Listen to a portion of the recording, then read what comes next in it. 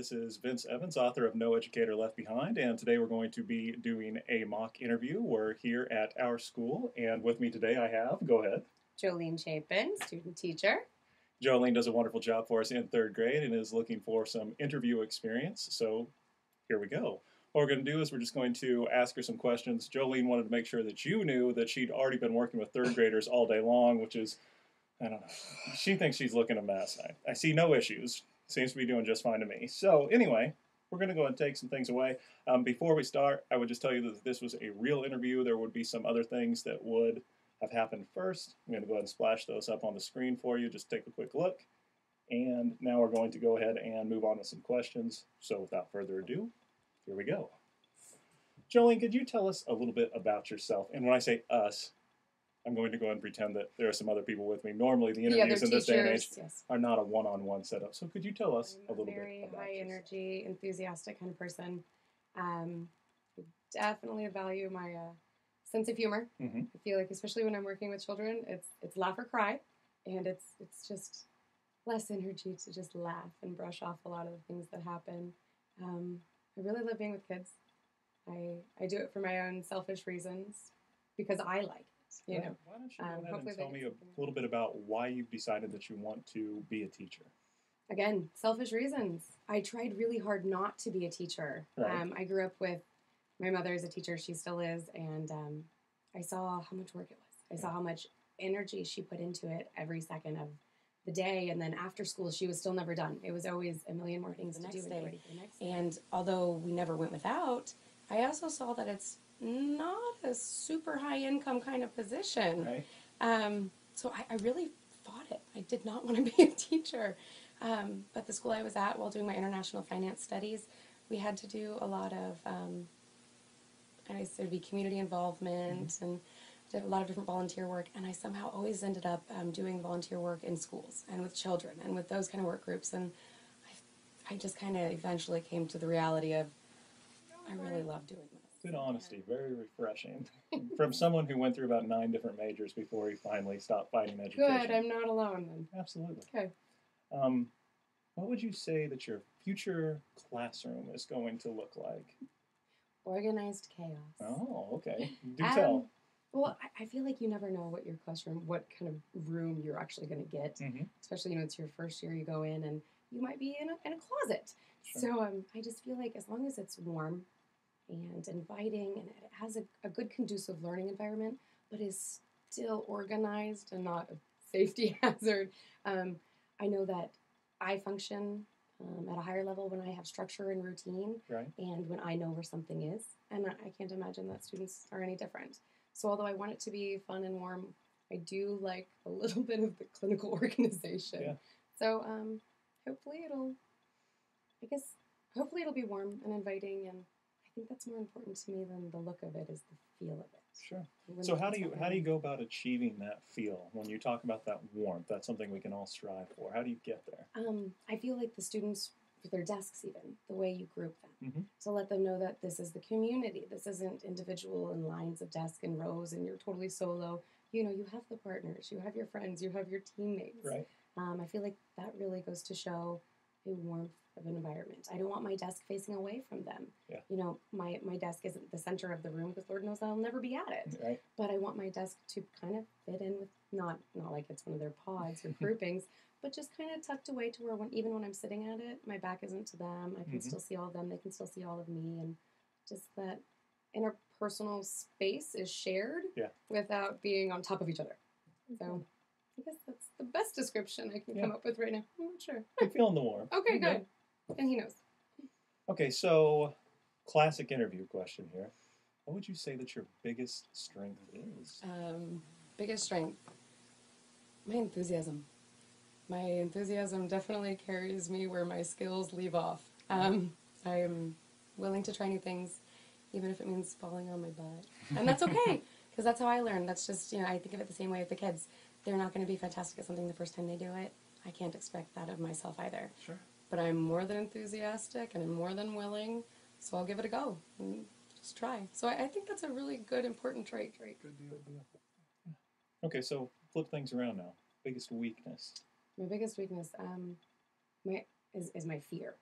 my fear of not reaching a child, my fear of disappointing one of them, my fear of moving on without even realizing that student X has no idea what I'm talking about. That's literally my job. And if I don't do it and they get left, and then the next year they're struggling, that's forever on me. It's kind of a lot of guilt, kind of a lot of pressure.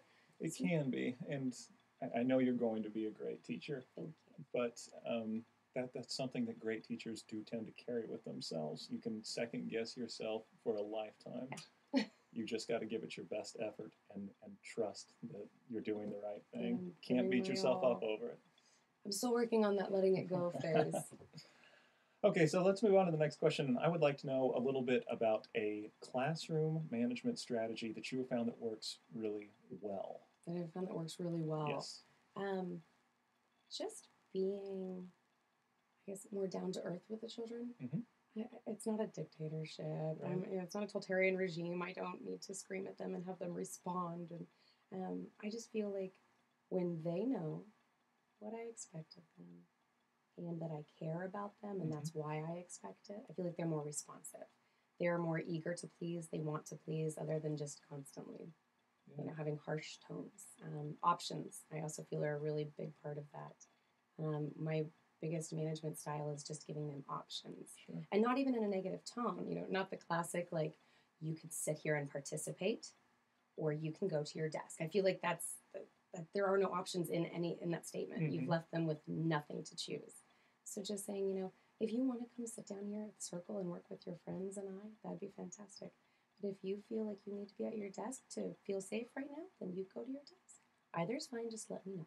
Right. That's a real choice. Yeah. And I feel options, leaving yourself that room for maneuverability. Yeah, there's no force with that second example that you just gave. So the other one that you talked about besides the options was making sure that the expectations are known. And what's one example of how you've done that effectively? Well, when I came in for my student teaching, the rules in the class had already been established. Right. So that was fine and that was in place. But the kids still kind of needed to fill me out, and they needed to push and see what they couldn't get away with. Sure. So I eventually just had the talk with them of what I expect, what they think I should expect from them, and why. It's not just because I enjoy bossing you around and I'm just out to get you, and that's the only reason I come in every day. It's because I want you to be able to learn, because I want you to be safe. I want you to have the best 8.5 hours you can. Yeah. So, and I think once I explained it to them, it actually, it made a difference. They actually cared, because before it had no. Okay, once again, going to flip things around. Tell me about a classroom management strategy you've tried that has just bombed, like epic failure. Lights on, lights off. Yes, I tried it. It's awful. It's cliche. Classic. It's cliche and awful. I didn't say it was classically good. I said it was classic. And I thought, okay, well, you know what? Maybe because it's such a stark difference. It's something other than clapping. It's that visual. Maybe it'll really help. Maybe they'll get it. Yeah. No, they just got louder, and I can't blame them, because after thinking about it, I was just disappointed in myself that I even thought to try it. I couldn't blame them at that point. It works for some. I've seen it be effective for some. Good. But you know what works for you, and that's good. Yeah, definitely not lights on, lights off. Tell me a little bit about how you have incorporated technology into your classroom. I feel like the school that I'm at, they make it very easy to do so. They have fantastic grants, and we have just technology floating out of our ears in each classroom. We have the iPads, and there's iPad carts, and even in each classroom we have, I believe we're up to 6 now. I think we might actually only supposed to have 5, but somehow my classroom ended up with 6. I won't tell anybody. Okay, good. And other than that, we have the smart boards, and then of course the Mac is hooked up to the smart board. So there is very little that I cannot show them or do with them or move around or manipulate on screen and work out with them. And I really feel like it helps a lot with my ELL students. Other than just me being silly, and I have no problem making a fool of myself for those kids, but being silly and acting out, if they don't know what a calf is, right. Making them moo like a cow, and then the baby, so a baby cow. Other than my silly acting out and visuals and verbal cues, I can actually just pull it up online in 3 seconds. Right. And I can do it, of course I do the AV mute, so when I'm pulling it up online, and who knows what may pop up initially, they cannot see it on the smart board. But I can then, once it's approved, go ahead and show it on screen. And it transitions so well. It takes hardly any time. Really all of, if not, no, it's all, who am I kidding?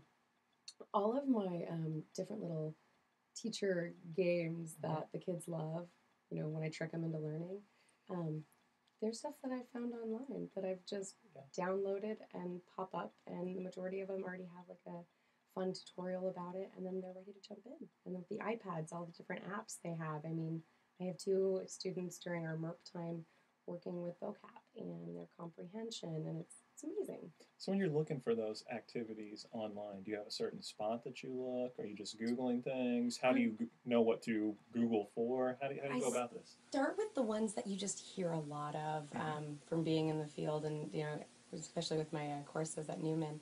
Like Rice for math. I do a lot of the different reading ones. Like there's the Falling Star is always a good one. Right. And there's just a lot of them. Let me rephrase. All of them that I use are free. I feel like that's part of being a teacher, is learning how to get the bang for the buck. So there's just, anytime you talk to another teacher, if you're doing a unit, they'll say, oh, use this website. It's fantastic. It's amazing. So, and then, of course, most times that's free as well. So you just kind of incorporate and gather and kind of start a heck of a history in your browser. Good. Next question. I'd like to know, and you hit on this a little bit earlier, but I'd like to know what strategies that you are using with English language learners that you're finding effective. You talked about using the visuals and incorporating technology so you can show them certain things from vocabulary words. Is there anything else that you've used that you found successful? Well, I feel like just the ones I touched on were the ones that I utilize at least, 3 or 4 times a day. I really love being able to pull up examples. Because, I could describe a chair for an hour and a half, or I could just show a picture of it. So I really, really love being able to do that. But a lot of also matching games. I find, that's their hands-on. They're working, they're doing the manipulatives at their desk or with a partner. And even for the students that aren't, ELL, they might still struggle a little bit more just from their prior knowledge or lack thereof. And they enjoy those too. Right. So matching games are so fun, and all kind of like it's a modified Mrs. Chapin version of Apples to Apples. Right. So it's an association game, it's a matching game, but it's how they start to build those categories in their heads. Yeah. And then start to be able to build on prior knowledge. After I give them their prior knowledge. Tell me a bit more about, earlier you had talked about one of the things that you did for not just those students, but all of your students, was acting things out. How do you incorporate that in when working with your students? As much as I can. Yeah. Because I feel like the visual aspect is fantastic, but if I can also add, the auditory and something goofy that they remember, like me walking around the classroom doing this and clucking like a chicken, for chick. Yeah. That makes sense. It sticks in their heads. So I know when we're introducing our vocabulary words at the beginning of the week, we'll say sometimes whisper. And then loud, and they'll mimic as I do it, and then I'll mouth the words, and then I'll just do a motion for the word. Recently, we had done jalapeno bagels, and so one of our words was kneading. Like you knead dough. That's not a word that they use every day, and it's not very. It's not a word that really sticks. And plus, it's confusing with kneading and kneading. There's some. We just worked on this too. Our homophone. Yes. Big and deep for that. But I know. So, but as we were doing our vocabulary words, if I just do the littlest motion, like when I do this in the air, instead of me saying it and them saying it in my tone, I can just do this. And they, kneading! And they get so excited. But, I don't know, and I like to have them act it out as well. We can do like a little theater when we're getting ready to take our test of them acting out the words. Just short ways to get it to stick in your brain. Do you see them going back and utilizing that? Like if they're taking a test for vocabulary, do you I've see seen these a test going like, yeah. So yes, I do, and I kind of love that. Yeah, that's like, good. It makes me feel like, oh, you're using something. I got through to you. Right. Like, yes, I love it. So good stuff. Yeah. Good stuff. Next question is, if your students were bored and uninterested in a lesson while you were teaching, talking middle of the lesson, you look up and you're just seeing zombie land out there, what do you do? Well, I just yell at them and tell them to focus. I change what I'm doing. It's not them. It's me. Okay. Sometimes, depending on the time of the day, like if it's after our super starch lunch, Mhm. they might just need to move for a second. Right. You know, they're still, their bodies are working really hard on digesting, so their blood isn't exactly in their brain. So we'll do little activities. I'll tell them, all right, everyone stand up, and we'll pick an activity, and I set a timer for a minute, and it's time to get our blood from our butts to our brains. And so they'll just do that one continued activity, maybe just be hopping on one leg, Sure. but you do it for a full minute. And then you know, it kind of shakes them up a little. Yeah. Also, if it's not just their lunch or their lack of blood flow, it's probably my lesson. It's not intriguing. They have no reason to care. They have no reason to pay attention. It's not interesting. I'm not getting through to them. Yeah. I wasn't able to hook them initially to get them interested. So that's when I have to very quickly reevaluate what I'm doing and make it work. So how can you shake it up on the fly like that? I mean, you've got these lesson plans. You thought you had it structured right, and then you don't. What kind of adjustments can you make at that point? The ones that you have to do to teach. Yeah. I know that sounds so silly. I'm not teaching if they're not getting it. Mm-hmm.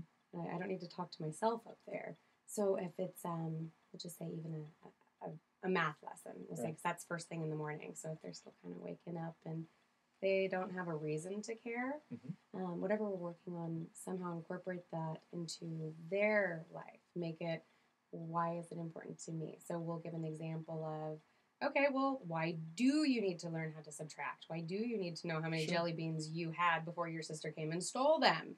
And then, you know, do you guys have any times your siblings would ever take your candy? Just for 3 seconds talking about that. Yeah. And then using jelly beans, you know, in just the wording, not actually going to the store and purchasing jelly beans, because I don't have time for that if it's mid-lesson, but just using the wording. Or even saying something silly like, you know, chickens or elephant feet or something when you were, so how, if we have 496 chicken feet Right. and we add 36 elephant heads, you know, silly things like that. Yeah.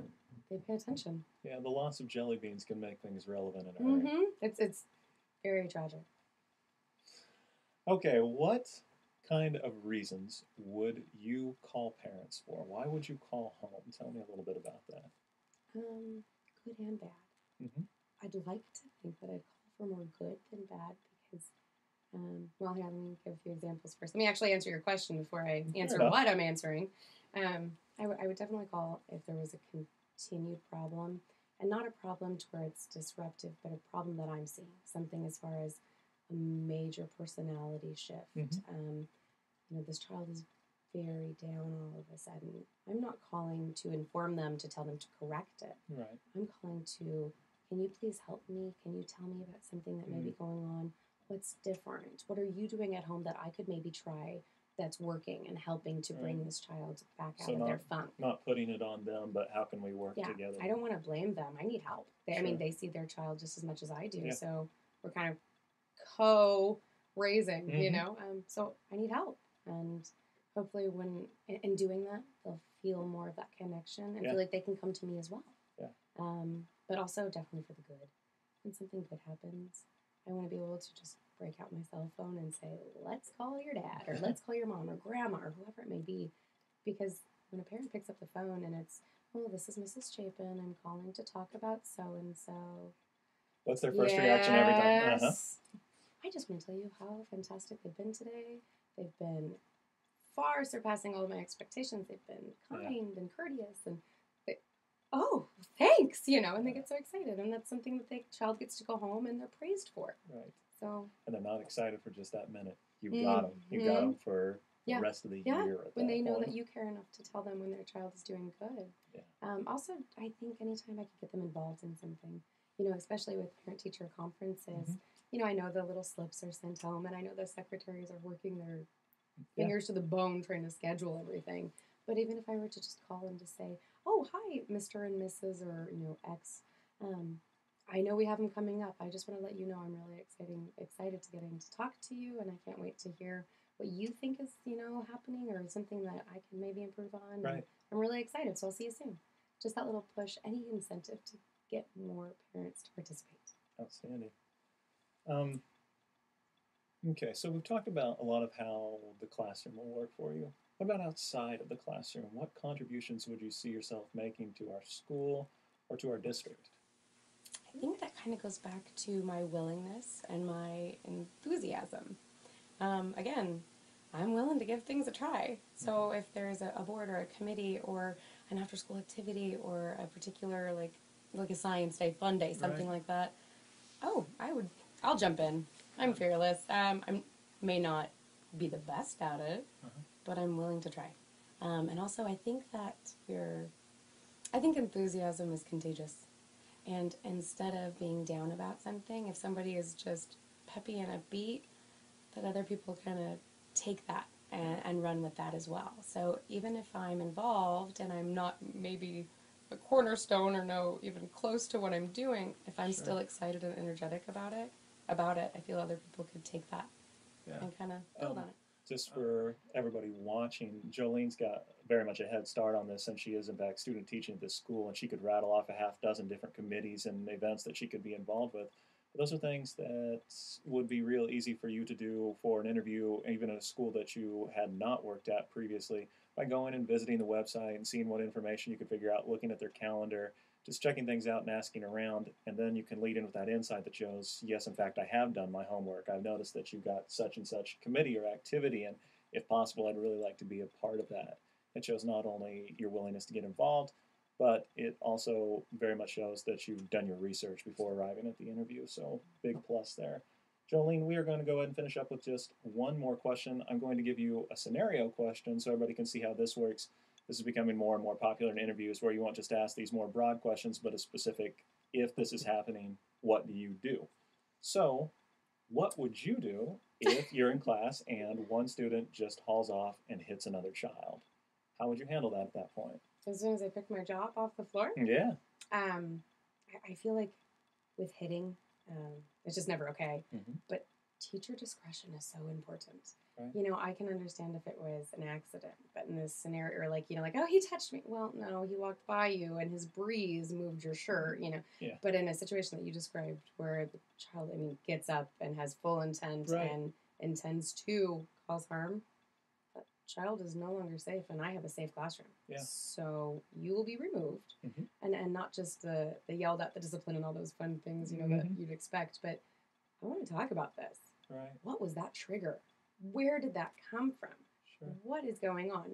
Of course, all this will happen once the child is no longer in the room where, Right. you know, the other child was attacked. But, you know, that's kind of, there's not a lot of wiggle room. Yeah. So first priority, removal, safety of students. Yes. Second priority, What's going on? why did this happen? Yeah. Good answer. Thanks. Good interview. Thanks.